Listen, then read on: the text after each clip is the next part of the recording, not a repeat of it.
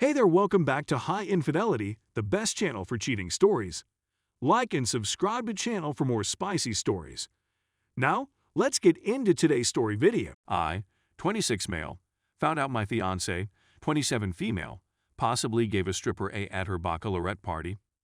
I removed my previous post because I was so upset about it at the time that I understood it wasn't good to have a discussion about it.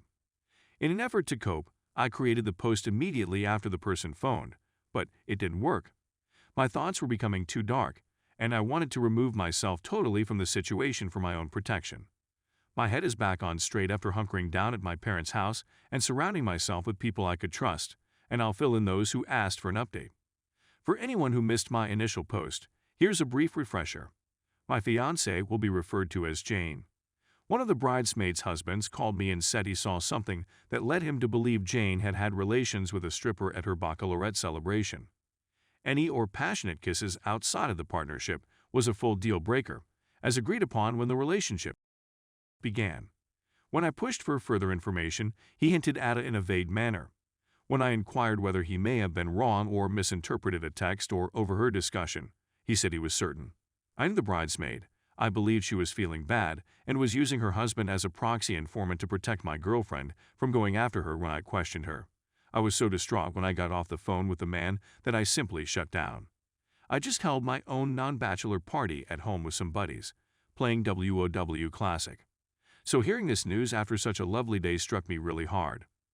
My cousin, who has known Jane since childhood, attended the party, so I decided to try to relax and wait until the following day to ask her if she observed anything. At this point, I was still hoping it was a mistake or a cruel hoax. Jane didn't live with me, and she was intending to spend the night at her parents' house, so I knew she wouldn't come up unexpectedly. I essentially lay in bed all night looking at the black ceiling while listening to the doors in Opeth and trying not to go insane. I didn't phone my cousin till noon the following day. I couldn't get through the first 5 times I phoned, and red alarms are going off like crazy now. So, when I believed she was avoiding me, I walked over to my parents' house and dialed my father's workplace phone number. When she eventually answered the phone and realized it was me, the solemn tone in her generally annoyingly cheery 23-year-old party girl's voice told me everything I needed to know. Me, I heard last night, was a bit crazier than normal. Her, oh, yeah, me. I'm sure you know why I'm calling, don't you? Yes, she says, obviously holding back tears at this point. To cut a long and sobbing cousin tale short, I discovered Jane did indeed assist a stripper, along with numerous other ladies, some of whom are in LTR or married. They then decided to leave the home and drive inebriated to the strip club where Jane and a few other ladies had private dances. My cousin attempted to convince me that this didn't imply Jane didn't love me, and that it was just meaningless fun that had gotten out of hand. This irritated me. I didn't yell at her, but I told her that if that's what she believes, she has no concept what love is. At this moment, I notified my parents and brothers about what was going on, and my mother burst into tears. Another individual has been harmed as a result of this idiotic nonsense. I spent the remainder of the day at my parents' place lying in bed, looking at the ceiling, avoiding Jane's calls and messages. I know some people have more open relationships and can get beyond this, but I'm not one of them. I'm monogamous all the way through. I ultimately canceled everything and lost a large amount of money. I know it's a nasty move, but I ended my relationship with Jane by text message. I believed it would be better to just go away cleanly, without any real conflict. There was nothing to be gained by yelling, screaming, accusing, and calling her names.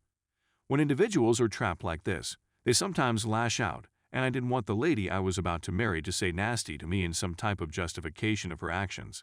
I'm sad and feel deceived, and that type of nonsense isn't going to help. I simply texted her to let her know I was aware of what she'd done.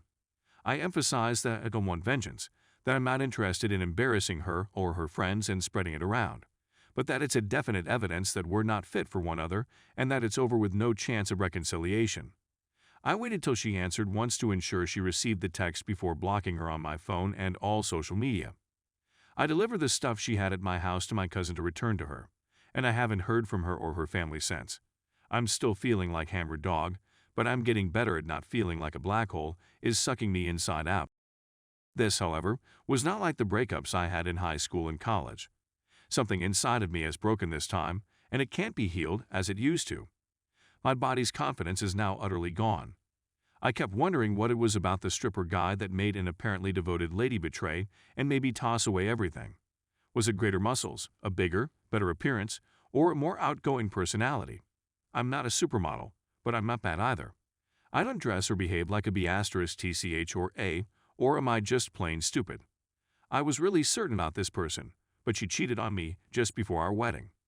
This garbage takes a man's soul, grinds it up, consumes it, and spits it back out. Update 1. I was eventually contacted by someone from her camp. Her stepfather contacted me tonight to find out what was going on and if there was anything I could do to help. I didn't offer him any specifics. I simply told him that Jane had crossed the line of forgiving conduct in our relationship, and there was no way to save it, and any time spent trying by either party was time lost that might have been spent moving on. When I stated it, I could see he knew what I meant and what had occurred. He's a really laid-back, old-school Hispanic man who apologized for things not working out and wished me luck. I wasn't particularly close to him, but I'll miss hanging out in his garage, shooting the about bikes and such. Update 2. I just got off the phone with the bridesmaid's husband, who was the first to call and let me know what was going on. I don't know him, but I have a cordial relationship with his wife. His wife apparently grew really uncomfortable when several of the ladies began grabbing and rubbing the strippers and she left and went home. When he inquired why she came home early, she became agitated and spilled the beans. I'd assume she'd do it to preserve her own marriage if word got out. Anyway, he took a moral decision and determined that the women's husbands and boyfriends had a right to know how their significant others were doing when they weren't around, and he forced his wife give him all of her contact information. Seriously, I owe so a lot to this man. If I had discovered this a few years later, the termination of the relationship would have been even worse. His wife is still refusing to speak to me, but it doesn't matter anymore. I promised him that when things calmed down, I'd take him out and buy him every drink in the bar. I may not have known if this guy hadn't had the moral strength to make the call. Final update. Last but not least, it's been 10 days since I got the phone call that officially terminated our relationship. I'm nearly back to normal, albeit I'm still feeling a little blah. Fortunately, I had a few days of PTO to spend as I worked my way through this nonsense. I had previously planned a 2-week trip for the wedding this year, but now that it's been postponed, I'll simply spend it with my family and have a very long Christmas with them. With the exception of a few messages from Jane to my mother when things initially blew out and her mother phoning the following day after I spoke with Jane's dad, I haven't heard from their family since. Jane's mother attempted to mediate between us, but I shut that nonsense down and informed her it wasn't feasible. She may be a little forceful, but she recognized it wasn't a good idea to press this time. I eventually got to speak with the bridesmaid, whose husband had contacted me. She didn't provide any further information, and by the time I spoke with her, I didn't want to ask for any more. She just contacted me when she felt secure enough to wish me well and express her regret for what had occurred. She's a really sweet person, and I feel awful for her because she works with a lot of those ladies, and I'm not looking forward to how they'll treat her at work. I questioned her, and although none of them had any supervisory control over her, it still stinks to be shunned. I haven't heard anything from any of the other ladies, and my cousin has vanished. My mother handled the cancellation of all wedding invites since she was the one who helped send them all out. I asked her to just inform everyone that Jane and I had changed our minds about getting married and had chosen to postpone things for the time being. To be honest, I'm humiliated about what occurred and don't want to be known around town as the man whose ex-fiancée jerked off and probably banged a stripper days before their wedding. I'm sure it'll spread eventually, but if I let it fade like this, it'll be more of a wild rumor than definite reality for most people. I simply want to get out of here with as little controversy as possible and get on with my life. I've requested my mom to contact Jane's mother in order to get the engagement ring. Hopefully she won't cause me any problems since they were costly, and a friend of mine is prepared to purchase the ring set for the same price I spent for it for his wedding in a few months. I advised him he shouldn't tell his girlfriend where he obtained them in case she was concerned that my ex was wearing the ring when she was touching the joystick of a dancer. I blew thousands of dollars on deposits for the venue, DJ, florist, caterer, security, airline tickets, honeymoon suite, and so on. I'm trying to return some of my investment by selling the rings. Anyway, I've opted to avoid LTR for an indeterminate period of time. This incident has left me extremely wary of love, relationships, and all that nonsense. People have written me encouraging notes, stating that I would ultimately find the one. I'm trying not to be unduly gloomy, but with divorce rates and all the insane battles between men and women these days, I'm beginning to believe the odds of anybody doing that are decreasing with each passing year. And I'm not the kind of person that gets over something like this by rushing out and dating another lady to sport hump the next day.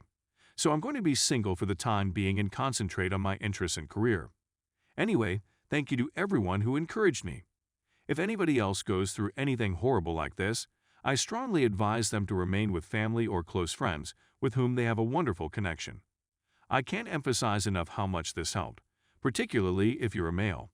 Men, unlike many women, don't really maintain a circle of support for things like this, and you might find yourself alone and sinking more into a negative place if you don't have good reinforcement around you.